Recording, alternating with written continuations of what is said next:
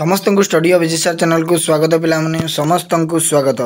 आज वीडियो आम आलोचना करवा ऑप्शनल ओडिया पिला माने इच्छाधीन ओडिया परशुराम भेट पिला माने जहाकू कि लिखिं बलराम दास तार सिलेक्शन एमसीक्यू प्रश्न गुड़िक डिस्कसन करवा। आज जो एमसीक्यू प्रश्न की पिला माने तुम मानकर बोर्ड परीक्षा आसबार बहुत संभावना बहुत इंपोर्टाट एमसीक्यू गुड़िक कहीं एक मार्क प्रश्न पिला माने बहुत इंपोर्टाट। एक मार्क प्रश्न तुम मैंने जी भल भाव में प्राक्ट करदेव ताने तुम मानकर गोटे शब्द उत्तर कंप्लीट हम एवं 2 मार्किया प्रश्न पिला माने तुम मानकर कंप्लीट हो बुझीगला। चलतु प्रथम प्रश्न जीवा देखु परशुराम को शिरे केउ बंधर पिंगल वर्ण जोटा शोभित होउतला। ए खजुरी बंध ना बी नागबंध ना सी त्रिमुखी बंध ना डी पिला माने पुष्प बंध। सठिक उत्तर कौन हो पिला माने कहतु ना बी नागबंध बुझीगला। नागबंध होउची पिला माने सठिक उत्तर। नेक्स्ट प्रश्न जीवा क्षेत्रींकर ओइरी किए। क्षेत्रींकर ओइरी किए रे ए वशिष्ठ ना बी दशरथ ना सी परशुराम ना डी विश्वामित्र। पिला माने क्षेत्रींकर एउरी होउची तुम मानकर परशुराम बुझीगला। देखंतु पिला माने एई प्रश्नटी तुम मानकर एनुअल एग्जाम 2025 रे आसीतला प्रथम प्रश्नटी एवं 2024 रे एनुअल एग्जाम रे एई प्रश्नटी आसीतला। एई प्रश्न पिला माने आसीबो मु जेतिकी दउची सेई एमसीक्यू गुलो जदि भलो भाव में प्रैक्टिस करदेव ना डेफिनेटली पिला माने गोटे भी 1 मार्क प्रश्न तुम माने परीक्षा रे छाड़ी के आसीबो नाही बुझीगला। तापर नेक्स्ट प्रश्न जीवा परशुराम कोटी रे कोन धारण करथिले रे। अरे परशुराम कोटी रे कोन धारण करथिले ना ब्राघ्र्य छालो पिला माने ब्राघ्र्य छालो से धारण करथिले बुझीगला।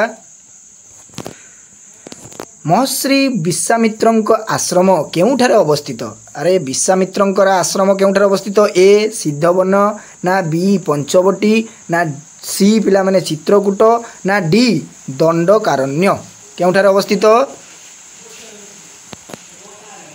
तो पिला माने 3 नंबर प्रश्नटा मु तुम को मिस्टेक रे कहीदेली ब्राघ्र्य छाल किंतु सी हम राइट आंसर पिला माने कृष्ण सार मृग छाल बुझीगला।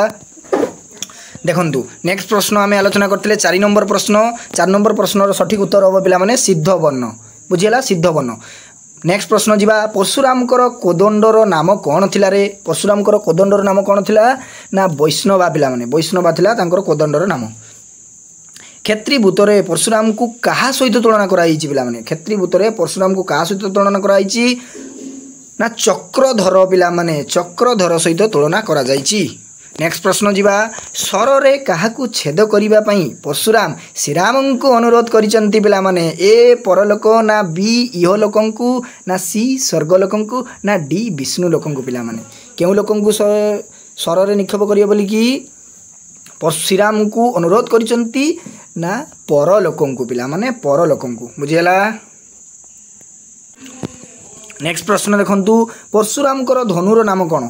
परशुराम धनुर नाम कौन ना वैष्णव पिला माने परशुराम को धनु वैष्णव। मनीष शरीर रे केउ पक्षी उपवेशन करुथिला।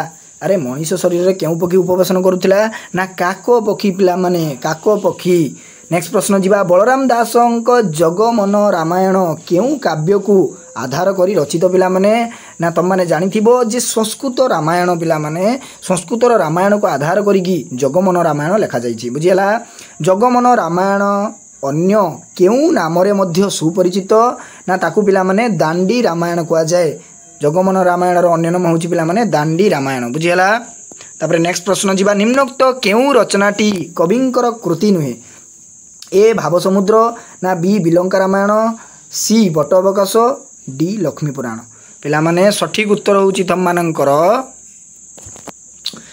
से पचारची कृति नुहे कविंकर केउटा कृति नुहे पिला माने बिलंका रामायण कृति नुहे। बलराम दास कहार समसामयिक थिले। बलराम दास कहार समसामयिक थिले ना बलराम दास प्रताप रुद्रदेवंकर समसामयिक थिले। आलोच्य कविताटी कविंक जगमन रामायण रे केउ कांडर अंश विशेष आदि कांडर पिला माने अंश विशेष बुझिगला। नेक्स्ट प्रश्न जीवा रामचंद्र सीतांक पाणी ग्रहण करी केउठारे अयोध्या को फेरुथिले। केउठारे अयोध्या को फेरुथिले रे ना मिथिला पिला माने मिथिला होची सठिक उत्तर। मिथिलारू बाहरी राम और सीता केउठारे रहिथिले। मिथिलारू बाहरी राम और सीता केउठारे रहिथिले ନା ବୈଶାଳୀପୁରରେ ପିଲାମାନେ ବୈଶାଳୀପୁରରେ ସେମାନେ ରହିଥିଲେ ରାତ୍ରି ଯାପନ କରୁଥିଲେ। ଯାତ୍ରା ସମୟରେ ଦଶରଥଙ୍କ ସୈନ୍ୟଗଣ କେଉଁ ନଦୀ ଅତିକ୍ରମ କରିଥିଲେ? କେଉଁ ନଦୀ ଅତିକ୍ରମ କରିଥିଲେ? ନା ଗଙ୍ଗା ନଦୀ ସେମାନେ ଅତିକ୍ରମ କରିଥିଲେ। ଯାତ୍ରା ସମୟରେ ମନ୍ଦ ଲକ୍ଷଣ ସ୍ୱରୂପ ଆକାଶରେ କେଉଁ ପକ୍ଷୀ ବିଚରଣ କରୁଥିଲେ? ପିଲାମାନେ କେଉଁ ପକ୍ଷୀ ବିଚରଣ କରୁଥିଲେ? ରାଜା ଦଶରଥ ଜାଣିପାରିଲେ ଯେ କେଉଁ ପକ୍ଷୀ ବିଚରଣ କରୁଛି? ନା ଶାଗୁଣା ବିଚରଣ କରୁଛି। ଏ କ'ଣ ସଂକେତ ଦେଉଛି ଆମେ ଜାଣିପାରୁନୁ, ସମସ୍ତେ ବିଚଳିତ ହୋଇଯାଇଛନ୍ତି ନାଇଁ କି? କାହାର ବାମ ନୟନ ବାରମ୍ବାର ସ୍ଫୁରଣ ହେଉଥିଲା? କାହାର ବାମ ନୟନ ବାରମ୍ବାର ସ୍ଫୁରଣ ହେଉଥିଲା? ନା ଦଶରଥଙ୍କର, ରାମଚନ୍ଦ୍ରଙ୍କର ପିତା ନାଇଁ କି? ଦଶରଥଙ୍କର ବାମ ନୟନ ବାରମ୍ବାର ସ୍ଫୁରଣ ହେଉଥିଲା। ଯାତ୍ରା କାଳରେ ଆକାଶକୁ କ'ଣ ଆଚ୍ଛନ୍ନ କରୁଥିଲା? ନା ଯାତ୍ରା କାଳରେ ଆକାଶକୁ କୁହୁଡ଼ି ଆଚ୍ଛନ୍ନ କରୁଥିଲା। ଆରେ କୁହୁଡ଼ି ଆଚ୍ଛନ୍ନ କରୁଥିଲା କ'ଣ? ହଁ, ସଠିକ୍ ଉତ୍ତର ହେଉଛି କୁହୁଡ଼ି। ବୁଝିଗଲା?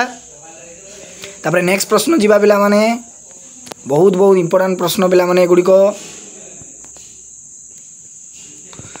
ଯାତ୍ରା କାଳରେ ରାଜା ଦଶରଥ ଦେଖୁଥିବା ଅଶୁଭ ସଂକେତ ମଧ୍ୟରେ କେଉଁଠି ଅନ୍ତର୍ଭୁକ୍ତ ନୁହେଁ? ପଚାରିଛି ପିଲାମାନେ, କେଉଁଠି ଅନ୍ତର୍ଭୁକ୍ତ ନୁହେଁ ରାଜା ଦଶରଥ ଦେଖିଥିବା ଅଶୁଭ ସଂକେତ? ସବୁଗୁଡ଼ିକ ଅନ୍ତର୍ଗତ ପିଲାମାନେ, ସବୁଗୁଡ଼ିକ ଅନ୍ତର୍ଗତ। ପର୍ବତ ଉପରେ ବଜ୍ରପାତ ପଡ଼ୁଥିଲା, ଆକାଶରୁ ଧୂମକେତୁର ଆବିର୍ଭାବ, ବାମନେତ୍ର ସ୍ଫୁରଣ ହେଉଥିଲା।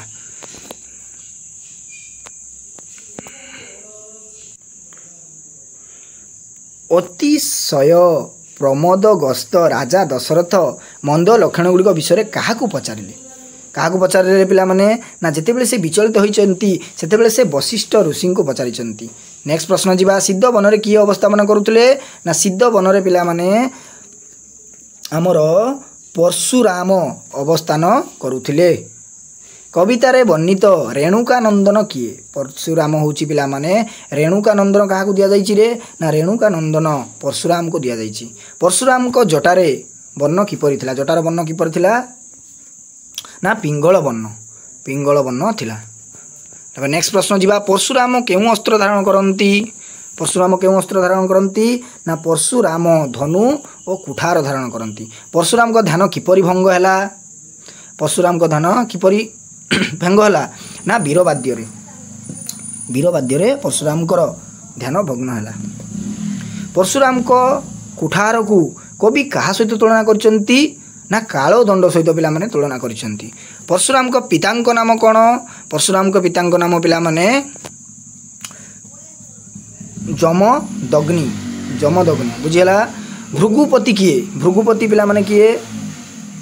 ଭୃଗୁପତି ହେଉଛି ପରଶୁରାମ। ଦେଖନ୍ତୁ କେତେଟି ଅନ୍ୟ ନାମ ତାଙ୍କର ଦିଆହେଇଛି। ଭୃଗୁପତି ହେଲା ପରଶୁରାମ। ବୁଝିଗଲା? ଶିବ ଧନୁରେ କେଉଁ ଅସୁରର ମୃତ୍ୟୁ ହୋଇଥିଲା?